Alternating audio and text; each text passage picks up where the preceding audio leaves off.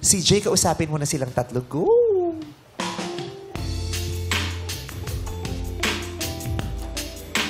Ano ang mas romantic sa'yo? Salubungin ang sunrise o panoorin ang sunset? Friends! Para po sa akin, mas gusto pong salubungin yun, no? Yung sunrise kaysa sunset. Kasi dito po nag-uumpisa yung araw and yung sunrise po yung yung gagawin kong inspirasyon para po lumaban sa buong araw. And masaya po yung umpisa kaysa pagtapos po. Bad trip yun. Lumabang ka sa buong araw. Di ka naman inaano pero hindi lalabanan. Naano ba kita? Wala. Gusto ko lang lumaban sa araw.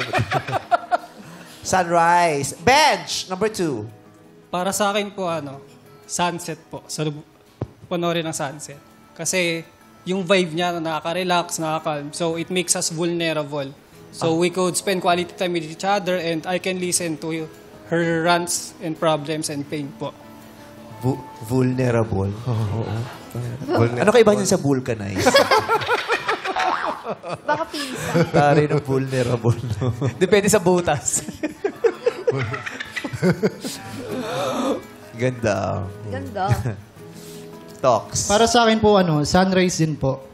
Kasi masarap po sa feeling na sabay yung dalawang makikita yung pagputok ng araw na sumisimbolo na bagong pag-asa para sa lahat ng problema pinagdaanan yung dalawa. Ako sunset. Putok ng araw. Mas gusto mong salubungin ng sunset kaysa... Panoorin ng sunset. Bakit? Tanghali na ako magising. O pag hindi ka morning person. Hindi kaya. Hirap nun. Ako kahit ano. Talaga? Kahit ano sa salubungin ko. Bakit? Huwag lang yung galit ng nanay. Oo. Mahirap salubungin yung... Hindi ko kaya salubungin yung pika ko niya. Okay. So, iba-iba si Friends at saka si Talks, sunrise daw ang gusto nilang salubungin.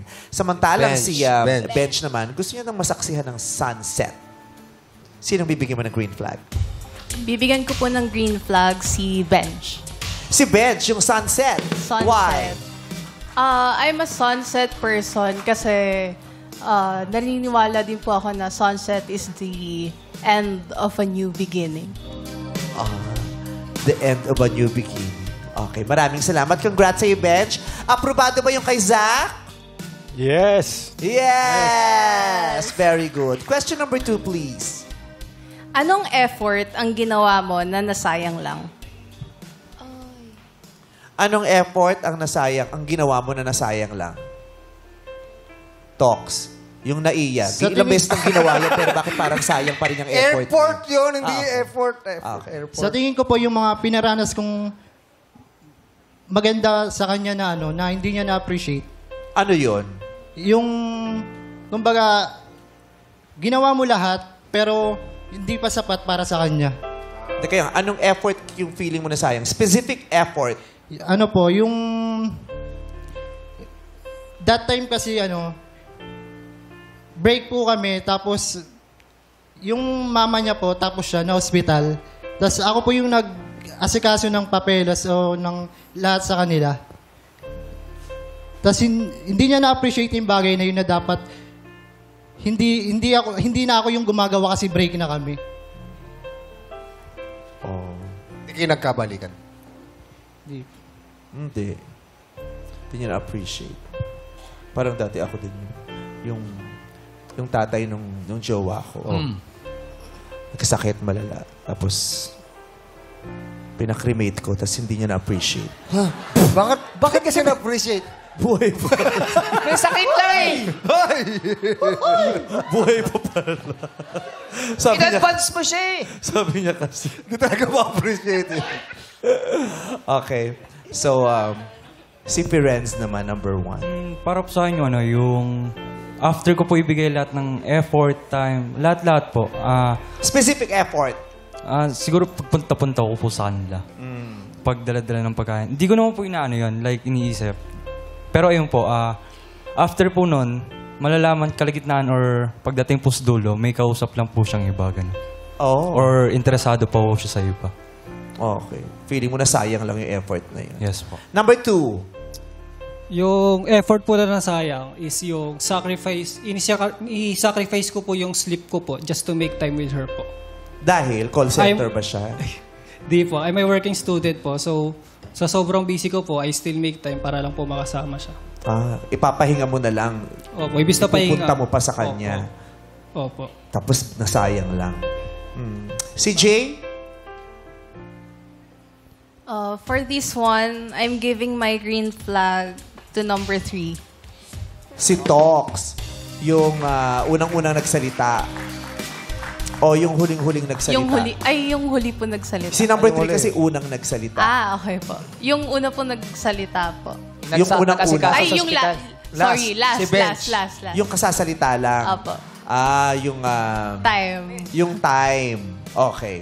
Congratulations, Bench. May green flag ka na. Dalawa na! Dalawa na agad pala. So tapos na ang search. At ito naman, CJ, ang mga hindi mo napili. Kaya na magpakilala ka na. Searching number 1. Go, Farans.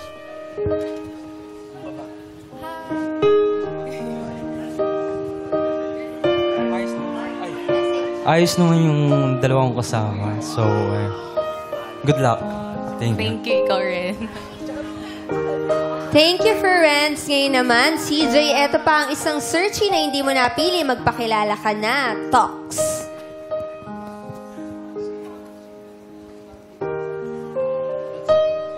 Sana tama yung pinili mo na si Bench kasi napaka-genuine na tao niyan kasi nakasama ka sa okay naman siya. Sana sinabi mo agad para hindi ka na namin tinatanong. Siya naman si Bench naman pala ang gusto mong mapili. Joke Okay lang. po siya makisama. Mabait si Bench. Mabait.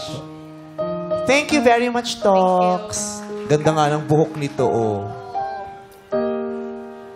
Wait lang, Bench, ha? May sasabihin daw kasi yung ex na si Zach kay CJ.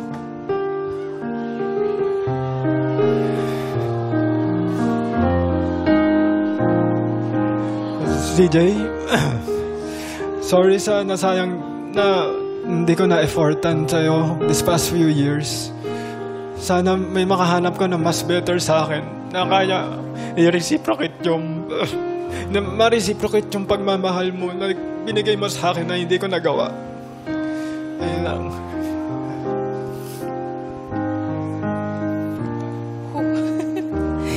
Zach, thank you for the 4 years. Nakita ko yung pagod mo and dedication mo sa kung ano mo yung ginagawa mo ngayon, sa work mo. I hope for you to be successful. And if makakahanap ka man ng bago mo, I wish you all the best. Thank you, CJ. Can I have a hug?